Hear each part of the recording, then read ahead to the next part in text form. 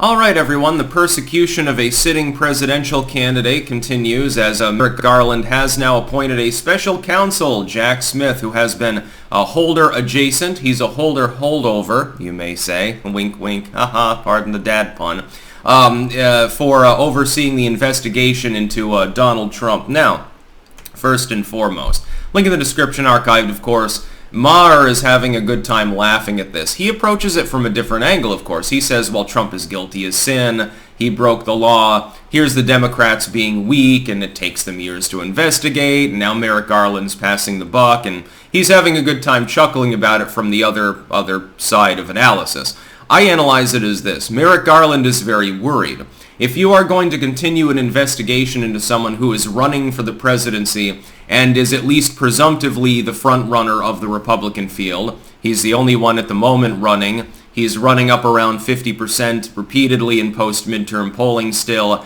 His main opponent, DeSantis, may or may not even bother to run. I'm still skeptical that he will. It would be politically disastrous, by the way, for him to do so.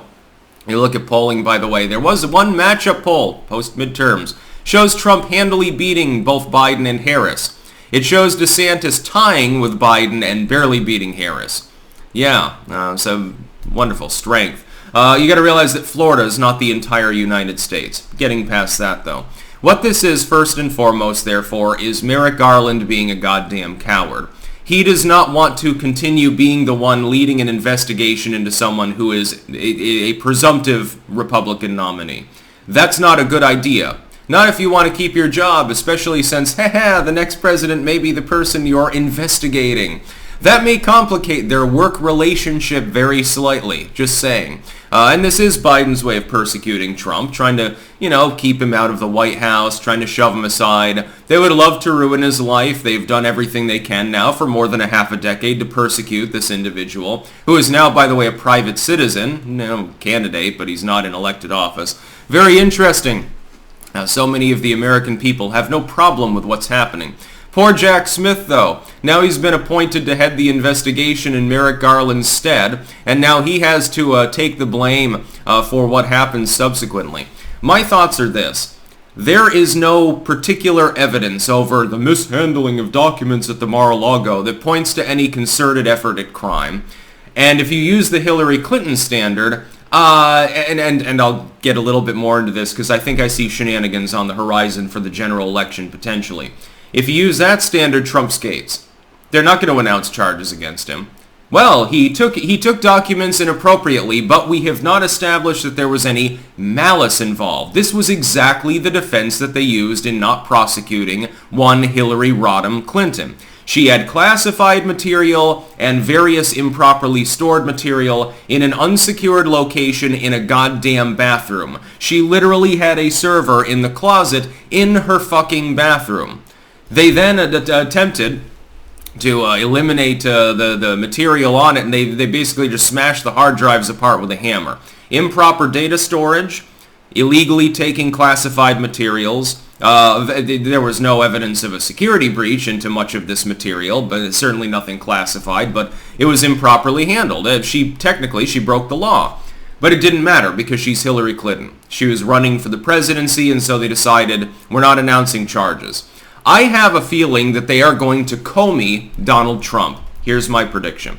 They are going to announce, perilously close to Election Day, of course, that Donald Trump will not face charges. But Jacksmith will get out on stage and say, well, he did improperly store things. He did improperly take things. Some of it was top secret. There's a real big problem here. But he didn't act maliciously. And so we're not going to charge him. Why do I get the feeling that the report that we had a couple of days ago from the FBI saying it looks like Donald Trump just took this stuff as a trophy? He didn't sell anything. He didn't attempt to use it as political leverage. He wasn't doing anything malicious. He just sees it as his personal property because he's got a bloated ego. Why do I get the feeling that we're going to go Comey 2.0 for the 24 election? We'll see if my prediction holds up, but I'm damn suspicious of the timing of this particular announcement in coordination with Merrickgarland passing the buck. He doesn't want to be the one reigning over it. Look at what happened to James Comey. That seems to be the whole point here. Hey, this former holdover from the Holder era, I'll put him in there and he can do the dirty work. I'm gone. I want to potentially keep my job, and Donald Trump gets in anyway. I'll say, look, Donald, I was just doing what I had to do. Why do you think I appointed the special counsel, man? I always knew that you were innocent. Don't break my kneecaps. Why do I get the feeling that that's going to be what happens here? Now, there's always a possibility they do charge, in which case they're directly interfering in the 2024 election.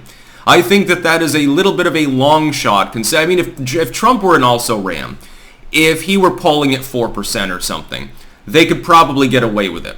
They've done this sort of shit before in campaigns. He's polling at nearly 50% among the Republican electorate.